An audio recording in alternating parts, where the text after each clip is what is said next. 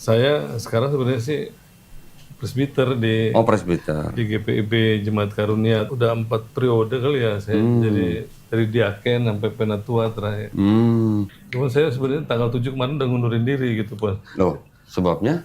Dengar-dengerin ya gitu, apa namanya, dialog-dialog, diskusi. Kalau memang, apa namanya, Yesus Tuhan, Yesus, apa namanya, Allah. Loh kok waktu dibaptis tiga-tiganya Nongol. nongol. Nah, gimana caranya? Coba.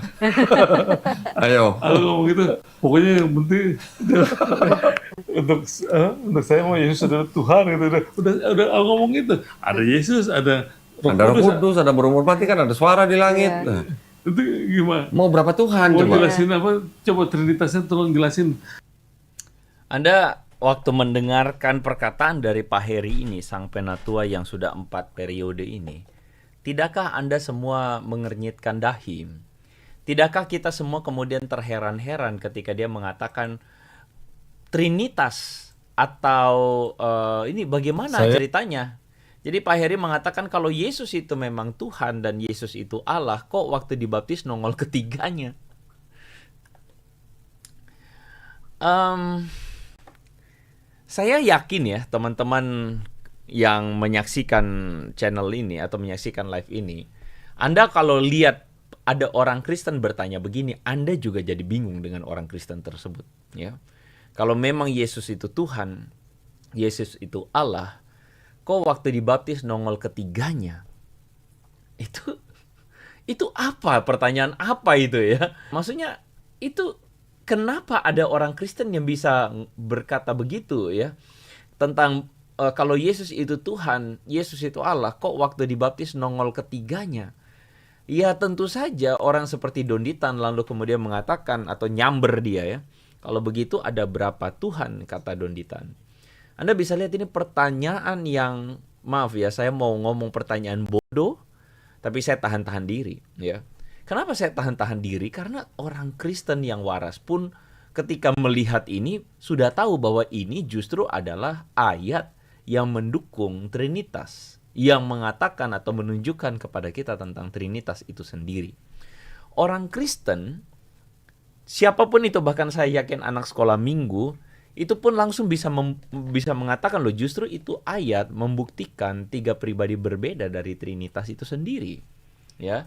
Nah, Bapa, Putra, dan Roh Kudus ketika dalam pembaptisan itu memang terlihat bagaimana dalam situasinya Yesus keluar dari air, lalu kemudian ada suara dari langit mengatakan, inilah anakku yang kukasihi, kepadanya aku berkenan. Makanya kita sebut Bapa, Yesus adalah anak, lalu kemudian ada Roh Kudus yang turun dalam rupa burung merpati, dan dalam peristiwa itu ada 3 pribadi yang jelas-jelas nampak di sana. Tapi anyway, Anda yang nonton Donditan, Anda tahu bahwa dia salah satu argumen dia yang paling kuat adalah dia selalu bilang di Bible tidak ada ayat Trinitas selain 1 Yohanes 5 ayat 7, ya, yang dia sebut sebagai ayat sisipan itu loh. Jadi Donditan ini di satu sisi dia bilang tidak ada ayat lain, tapi orang di depan dia yaitu Pak Heri ini mengatakan, kenapa waktu baptisan ada Bapa, Putra, dan Roh Kudus? Ya, di sini Anda sudah tahu bahwa Donditan itu sebenarnya sebentar iya bentar enggak. Udah jelas ada ayat yang mengatakan tentang Trinitas ya. Dan ayat-ayat itu adalah ayat-ayat yang secara jelas, nyata dan terlihat bagaimana ada Bapa, Putra, dan Roh Kudus. Ya. Nah, jadi begini ya. Membahas tentang Trinitas, saya selalu lagi ingatkan bahwa banyak sekali orang yang terpengaruh dengan cara pikir agama lain. Dan dalam hal ini banyak orang yang terpengaruh, orang Kristen yang terpengaruh dengan cara pikir Muslim, belief sistemnya Islam. Ketika kemudian mereka ikut-ikutan dan ikut dibingungkan dengan sebuah pertanyaan, kalau begitu, Ko Andre, kalau dibaptis ada Bapa, Putra, Roh Kudus, kalau gitu ada 3 dong. Jadi Tuhannya orang Kristen itu 3 apa 1? Nah, ini pertanyaan 3 apa 1 itu adalah pertanyaan yang menurut saya lebih menunjukkan sebagai pertanyaan yang tanpa sadar membuat kita terpengaruh dengan ajaran Islam. Kenapa demikian? Karena begini, kita ngomong tentang Tuhan yang Esa, Tuhan yang satu. Dan ada sebuah perbedaan yang mendasar antara kekristenan dan Islam di sini. Islam kita tahu jelas bahwa doktrinnya adalah Allah Subhanahu wa taala itu adalah satu, tauhid, dan tidak boleh diduakan, disandingkan dengan apapun. Makanya menyandingkannya dengan Yesus Kristus itu disebut sebagai musyrik, ya, sebagai perbuatan yang terlarang begitu, karena itu menyandingkan Allah dengan yang lain.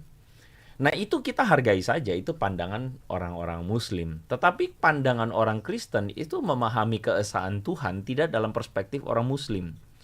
Karena keesaan Tuhan di dalam kekristenan itu dinyatakan dalam 3 pribadi satu kesatuan. 3 pribadi satu kesatuan ini dalam bahasa aslinya satu kesatuan Esa ini bahasa aslinya Echad. Nah, saya jelaskan lagi ya. Jadi di dalam Yudaisme atau dalam bahasa Ibrani ada 2 kata yang menggambarkan atau diartikan satu, yaitu kata Yahid dan kata Echad. Nah, kata Yahid itu artinya numerik dan kata Echad itu artinya unify. Dan Ulangan pasal 6 ayat 4 ketika dikatakan, dengarlah hai Israel, Tuhan itu Allah kita, Tuhan itu Esa, atau Shema Israel, Adonai Eloheinu, Adonai Echad, kata yang dipakai itu Echad, bukan Yahid. Nah, itu berarti ada kejamakan dalam pribadi Tuhan. Saya ulang ya, ada kejamakan di dalam pribadi Tuhan. Kata Echad ini atau satu ini, lebih tepat disebut kesatuan, ya, adalah kata yang dipakai, dan kata itu adalah kata yang sama untuk menggambarkan beberapa ilustrasi dalam Alkitab. Misalnya ketika Tuhan Yesus memberikan ilustrasi laki-laki meninggalkan ayahnya dan ibunya menjadi satu dengan perempuan sehingga keduanya menjadi satu, to become one, itu menggunakan kata Echad.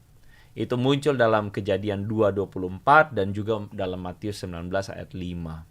Ya, dan disebutkan Tuhan adalah satu, Tuhan itu satu atau Tuhan itu Esa dalam Ulangan 6:4, dan di dalam Markus 12:29 itu adalah kata Echad itu, yakni kata kesatuan.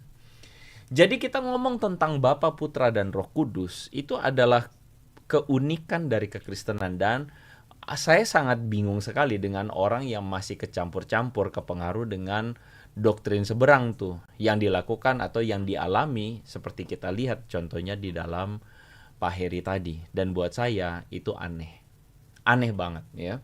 Jadi ada orang Kristen atau ada penatua yang kemudian bisa sampai ngelantur berpikir demikian. Buat saya itu kacau ya.